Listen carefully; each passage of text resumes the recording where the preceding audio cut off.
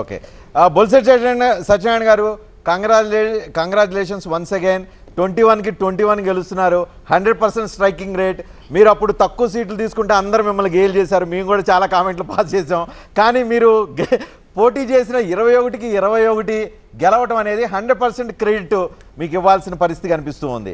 So మీ success మంత్ర ఏంటి? బొల్సెట్ గారు మ్యూట్లో ఉన్నారు, అన్మ్యూట్ చేయండి. ప్రజల గురించి ఆలోచించడం, తగ్గడం అండి, ఈ రెండు ముందు. ఎందుకంటే మొట్టమొదటి రజనీకాంత్ గారు మీకు థ్యాంక్స్ చెప్పాలి. ఎందుకంటే నార్మల్గా మీరు చాలా క్రిటికల్గా ఉంటారు, మన ఇద్దరు మాట్లాడుకునే వాళ్ళం చాలాసార్లు, అసలు పొత్తులు కుదరవు, ఇది కుదరవు, అది కుదరవు అని. బట్ అన్ని పార్ట్ ఆఫ్ ద గేమ్. ఎందుకంటే అంత గట్టిగా మాట్లాడుకుంటుంటే ప్రజలకు విషయం వెళ్తుంది. Exactly. So always I feel తెలియని వాళ్ళు ఆవేశపడుతుంటారు, అది తెలియని వాళ్ళు చూసి బయట కంగారు పడి ఆవేశపడిపోయి ఈ మధ్య తొడలగొట్టి సవాళ్ళు చేస్తున్నారు, బయట తొడలగొట్టి సవాళ్ళు బాగా చేస్తున్నారు. వాళ్ళు 2 రోజులు కాస్త సమయంతో ఉంటే మంచిది, అన్ని క్లారిటీగా వస్తాయి. క్యారీ ఆన్ బొల్సెట్ గారు. హానెస్ట్ జర్నలిజం అంటే ఎప్పుడు కూడా క్వశ్చన్ చేయడం, గ్రిల్ చేయడం, అప్పుడే కదా మెటల్ పైకి వస్తుంది. బంగారం మంచిదైతే కాలిపోదు. మీరు అది తెలియని వాళ్ళే ఆవేశపడుతున్నారని చెప్తున్నాను నేను. వాళ్ళకి మెసేజ్ అదే వాళ్ళకే, నేను కూడా వాళ్ళకే మెసేజ్ చెప్తున్నానండి. ఎందుకంటే మన ఇద్దరం ఫైట్ చేసేది బేసిక్ గా పబ్లిక్ మెసేజ్ తెలియడానికనే తప్ప మన ఇద్దరికి వేరే విషయాలు ఉండవు అనే సంగతి ప్రజలకి పద్ధతి ప్రకారంగా తెలియాలి. ఇందాక మీరు 3 ఇంపార్టెంట్ విషయాలు చెప్పారు సార్. అంటే ఎందుకు జగన్మోహన్ రెడ్డి ఫెయిల్యూర్ అంటే ఆయన ప్రసంగం విన్న తర్వాత ఆయన ఫెయిల్యూర్ గల కారణాలు ఏంటి, కూటమి సక్సెస్ గల కారణాలు ఏంటి, ముందున్న సవాళ్ళు ఏంటి అని 3 ఇంపార్టెంట్ టాపిక్స్ చాలా సుదీర్ఘంగా మాట్లాడారు. నేను చాలా చక్కగా విన్నా. అంటే బేసిక్ జగన్మోహన్ రెడ్డి గారు ఓడిపోయినా నేర్చుకోలేదండి. ఇందిరాగాంధీ గారికి 1977లో ఇట్స్ బిగ్గెస్ట్ డిఫీట్. మొత్తం ల్యాండ్ స్లైడ్ మొత్తం పడిపోయిందన్నారు కదా. నిజంగా చూస్తే ఆ రోజు కాంగ్రెస్కి వచ్చినాయి 154 సీట్లు అండి, తక్కువేం కాదు. కాంగ్రెస్ ప్లస్ వచ్చినాయి 154 సీట్లు. జనతా పార్టీ ప్లస్ ఎల్ఎఫ్కి కలిపి వచ్చినాయి 295.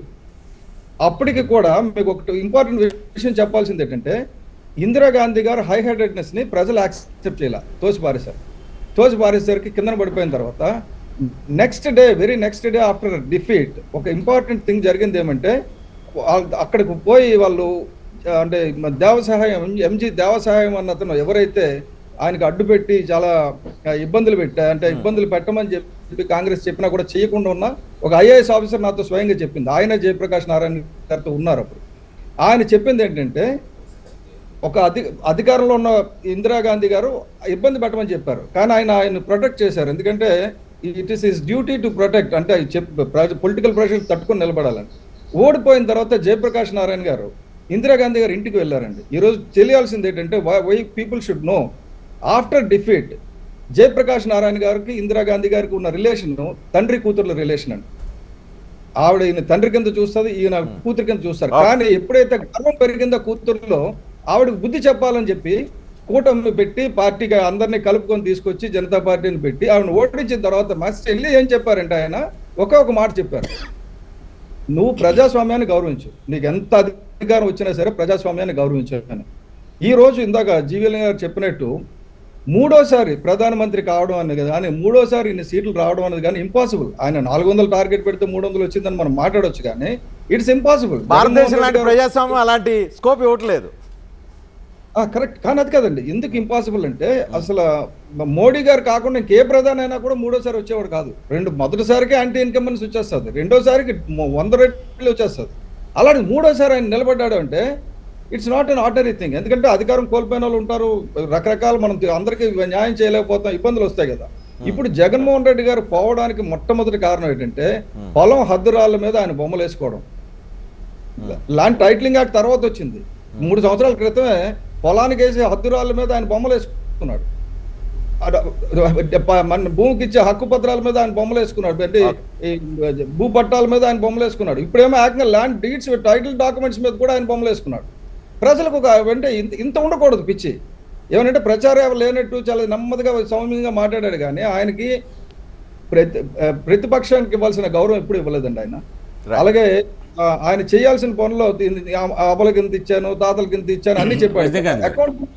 అకౌంటబిలిటీ ఎప్పుడు లేదు. అకౌంటబిలిటీ ఎలా ఉండాలంటే, నేను 10 లక్షల కోట్లు అప్పు చేశాను, అందులో 2 లక్షలు. ఇప్పుడు వాళ్ళు 9 వస్తాయి అనుకోండి, వాళ్ళు 9 కంటే వచ్చే అవకాశం కనిపించలేదు, మీరు ఆ 9 మంది కన్నా విలువిస్తారా? ఇప్పుడు మీరు అధికారంలోకి వస్తున్నారు కదా, సార్, మీరు ఇస్తారా? 9 రాకపోయినా వదిలేస్తాం సార్. రజనీకాంత్ గారు నేను చెప్తున్నా, 9 రాకపోయినా ఇలా అందరినీ తీసుకొని అఖిల పక్షం అంటే పార్టీలో గెలిచిన వాళ్ళే కాదండి, రాజకీయ పార్టీలు అందరూ అధ్యక్షులు అందరూ అఖిల పక్షంలో భాగం కింద ఉంటారు. అఖిల పక్షాన్ని వేసుకొని రాష్ట్రానికి కావాల్సిన హక్కులు సాధించడం గురించి కేంద్రంతో పోరాడతాం. ఇప్పుడు కూడా తప్పేం లేదు. ఇప్పుడు ఇక్కడ రాష్ట్రంలో ఉన్న బీజేపీ ఇదివరకు కూడా కేంద్రంతో పోరాడింది. కేంద్రంలో రాష్ట్రంలో బీజేపీ ఉన్న స్టీల్ ప్లాంట్ల గురించి బీజేపీ రాష్ట్రానికి వెళ్ళి పోరాడింది. మనం చేయాల్సింది ఏంటంటే అఖిల పక్షం అనేది మర్చిపోయామండి. ఇంకొకటి, నేను జగన్ చూసింది ఏంటంటే ధనాన్ని చూస్తున్నాడు, నాది డబ్బు ఉంది, పవర్ ఉంది, చేస్తానని. పవన్ కళ్యాణ్ గారు ధర్మాన్ని నమ్ముకున్నారు. ధనాన్ని నమ్ముకుంటే ఏమవుతుంది, ధర్మాన్ని నమ్ముకుంటే ఏమవుతుంది తెలిసింది. పేదలు పెత్తందారులు కాదు, ఆయన పెత్తందారు, మనం పేదలమే. కానీ టైటిల్ ఏం చేశాడంటే పెత్తందారులకి పేదలకి అని పెద్ద పెద్ద పోస్టర్లు పెడితే ప్రజలు నమ్మే పరిస్థితిలో లేరండి. ఎందుకు నేను ఇది చెప్పాల్సి వచ్చిందంటే, పవన్ కళ్యాణ్ గారు ముందు నుంచి కూడా చాలా మంది, మీరు నేను అందరూ మాట్లాడుకున్నప్పుడు ఆ హ్యూమిలియేషన్ భరించడం చాలా కష్టం అండి. ఎందుకు 25 సీట్లే ఒప్పుకున్నారు, ఎన్ని కావాలంటే అన్ని ఇస్తారు కదా, అది అసలు ముందు నువ్వంటే ఏంటో నువ్వు నిరూపించుకో, తర్వాత మిగిలిన మాట్లాడాలి. అన్నిటికంటే ఇంపార్టెంట్, రాష్ట్రంలో ప్రజాస్వామ్యం లేదు, దాన్ని ఎలా కాపాడాలి? దాన్ని కాపాడాలంటే మనం ఏం చేయాలి? అందు గురించి ఆయన తగ్గడం ఎప్పుడైతే మొదలు పెట్టాడో, నేను ఈరోజు చెప్తున్నానంటే పవన్ కళ్యాణ్ గారికి జనసేన పార్టీలో 100% మద్దతు ఉంటే బీజేపీ, టీడీపీ, ఆఖరికి వైసీపీలో కూడా పూర్తి మద్దతు వచ్చిందండి. ఇప్పుడు ఎలాగొచ్చిందంటే పవన్ కళ్యాణ్ గారు అంటే ఇష్టపడుతున్నారు, ప్రజలు యాక్సెప్ట్ చేశారు. పవన్ కళ్యాణ్ గెలిచి చూపించారు కాబట్టి యాక్సెప్టెన్స్ పెరిగింది.